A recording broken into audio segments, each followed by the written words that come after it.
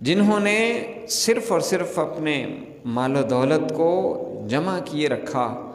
مال و اسباب اکٹھا کرتے رہے، اپنے لیے بینک بیلنس میں اضافہ کرتے رہے، یا 1 سے 2 فیکٹریاں، 2 سے 3، 3 سے 4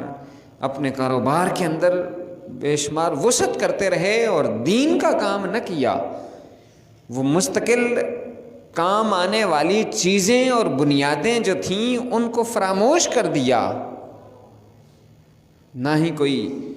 ایسا صدقہ جاریہ شروع کیا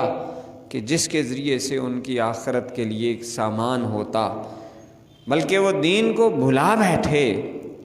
کہ جب آدمی زیادہ دنیا داری کے اندر پڑ جاتا ہے اور وہ اللہ اور اس کے رسول صلی اللہ علیہ وسلم کے احکامات کی پرواہ نہیں کرتا، تو پھر فی طغیانہم یعمہون، اس کو قرآن کہتا ہے کہ ان کو ڈھیل دے دی جاتی ہے، ان کی رسی کھول دی جاتی ہے، اور وہ اس کے اندر اپنی حماقتوں کے اندر، اپنی جہالت کے اندر اور اپنی اس غفلت کے اندر اس قدر مصروف رہتے ہیں کہ انہیں اس چیز کا شعور اور احساس بھی نہیں ہوتا کہ ہم غلطی کے اوپر ہیں۔ چنانچہ وہ وقت گزار لیتے ہیں، لیکن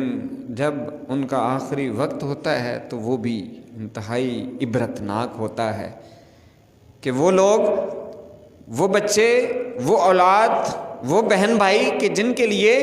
وہ جد و جہد اور کوشش کرتے رہے کہ یہ کامیاب ہو جائیں، ان کا مستقبل بہتر ہو جائے، جن کے لیے روشن مستقبل دیکھتے رہے اور اس کے لیے ہر جائز اور ناجائز بات کو اس کی پرواہ کیے بغیر اختیار کرتے رہے، جب ان کا آخری وقت آتا ہے تو وہی اولاد، وہی بچے، وہی اس کے رشتہ دار اس کے کسی کام نہیں آتے، بلکہ اس کے لیے وہ ایک ڈراؤنا خواب ہوتا ہے